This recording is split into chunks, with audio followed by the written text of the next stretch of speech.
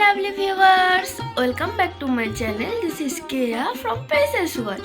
তো আমরা সবাই ভালো আছি, আশা করছি তোমরাও সবাই অনেক ভালো আছো। তো চলে এসেছি একটা নতুন ব্লগ নিয়ে। ব্লগটা প্রথম থেকে শেষ পর্যন্ত পুরোটা দেখো, সাথে দেখো।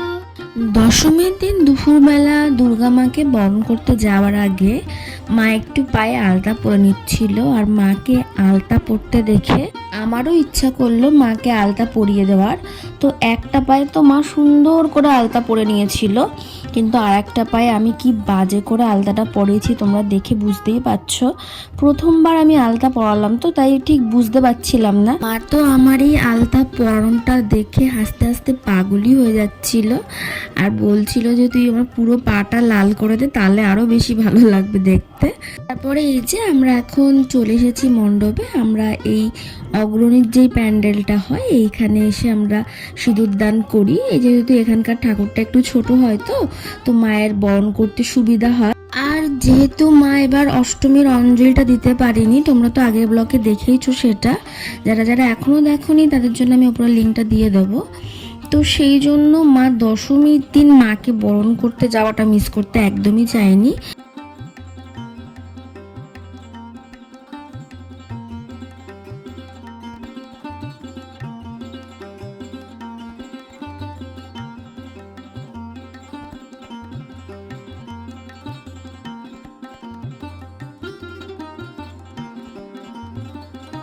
এক এক করে সব ঠাকুরকে বরণ সেরে তারপরে এখন সবাই মিলে সিঁদুর খেলবে, একে অপরের গায়ে সিঁদুর লাগিয়ে দেবে। বেশ সুন্দর লাগে না এটা দেখতে? আমিই বা কেন বাদ যাই, আমার বম্মা কাকি এরা মিলে আমাকেও সিঁদুর মাখিয়ে দিয়েছিল। আগের বার তো দেবায়ন এসেছিল দেখা করতে, কারণ ভাসানের আগেও একবার দেখা করে যায় আমার সাথে। তো মণ্ডপের বাইরে দেখা করতে এসেছিল, ওকেও আমার কাকি আর বম্মারা ছাড়েনি, ওকেও সিঁদুর মাখিয়ে দিয়েছিল। তারপরে মণ্ডপের বাইরে এসে আমি আর আমার দিদি মিলে একটু নাচানাচি করলাম। আর আমাদের নাচানাচি করতে দেখে যারা যারা মণ্ডপের বাইরে ছিল প্রত্যেকে আমাদের সাথে অংশগ্রহণ করেছিল।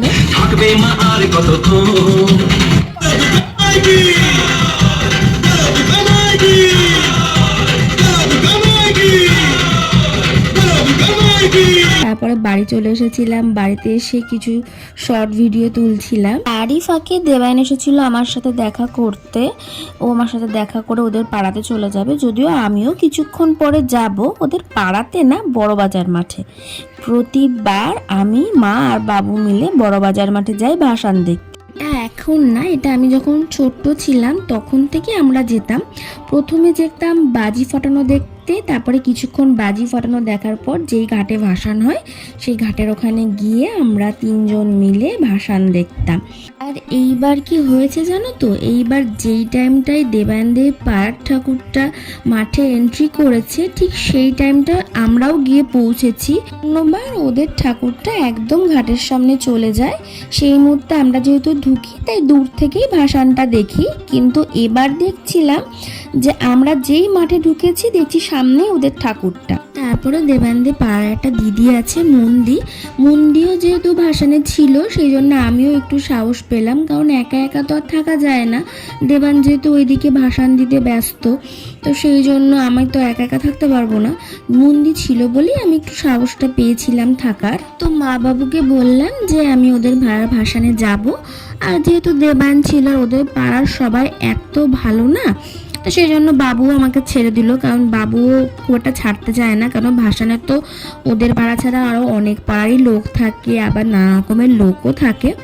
তো বাবুও যেহেতু দেখলো মন্দি আছে, তারপরে দেবায়নও আছে, সেই জন্য অতটা চাপও নেয়নি। তো এবার আমি নিজে প্রথম, বলতে গেলে জীবনে প্রথম আমি কোনো ভাসানে গেলাম বলতে এটা তো আমি বাড়ির থেকে ভাসানে যাব বলে বেরোইনি।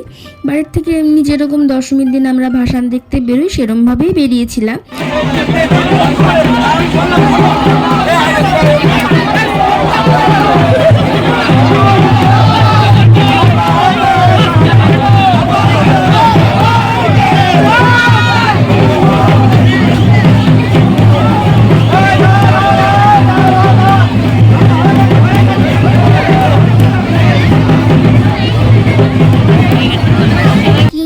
এবার হয়তো মায়েরই ইচ্ছা ছিল যে আমি মায়ের ভাসানটা এত কাছের থেকে দেখব, আমি কোনো দিনও জীবনে ভাসানে যাইনি, এইবার প্রথম। আর ওদের যেহেতু কাঁধে করে ঠাকুর নেয় তো, তাই ওরা কিছুক্ষণ ওয়েট করে, তারপরে হুড়মুড় হুড়মুড় করে দৌড়াতে লাগে। আর পেছন পেছন আমাদেরকেও দৌড়াতে হচ্ছিল। আমার বেশ মজাও লাগছিল, আবার ভয়ও লাগছিল, কারণ কখন কার গায়ের ওপরে পড়ে যায় বা কেউ আমার গায়ের ওপরে পড়ে যায় ওই দৌড়াতে গিয়ে। তা বলতে নেই, ঠাকুর ঠাকুর করে ভালোভাবে ওদের ভাসানটা দেখতে পেরেছিলাম। সত্যি বলতে আমি ভীষণ ভীষণ মজা পেয়েছি ওদের পাড়ার এই ভাসানটাতে অংশগ্রহণ করতে পেরে। আর পরের বার তো শুনছি ওদের অনেক বড় করে পুজো হবে, তো আমার ইচ্ছা আছে একটু আগে আগে করে যাওয়ার, কিন্তু জানি না আদৌ যেতে পারবো কিনা, কারণ আমার একার ইচ্ছা তো সব হয় না। মাঠে প্রবেশ করেছেন, প্রতিমা নিয়ে মাঠে প্রবেশ করছেন। আপনারা আপনাদের পূজা কমিটির নাম আপনাদের টেন্টে এসে নথিভুক্ত করুন।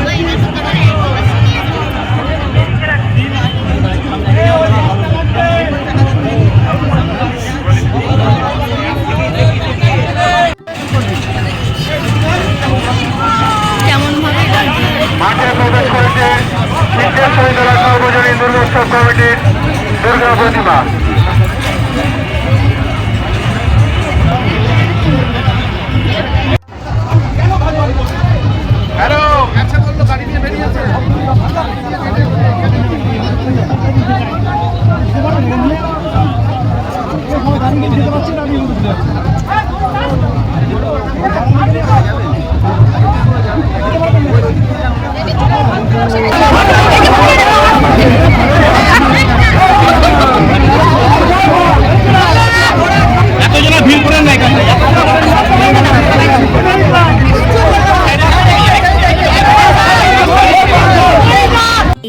এইটা হচ্ছে আমার সেই মন্দির, যার জন্য আমি এবার ওদের পাড়ার ভাসানটা এত কাছ থেকে দেখতে পেরেছি। ভাসান সেরে তারপরে আমরা সবাই মিলে চলে এসেছিলাম মণ্ডপে। আর মণ্ডপে যারা যারা ভাসান দিতে গেছিল প্রত্যেকের জন্য মিষ্টির আয়োজন করা হয়েছিল। আর তার সাথে ছিল ভাংটা প্রতিবার দশমীর দিনকে ওদের পাড়াতে করা হয়, আর ভাংটা বেশ ভালোই খেতে হয়। তারপরে এই যে দেবান আমাকে বাড়িতে দিতে চলে এসেছে।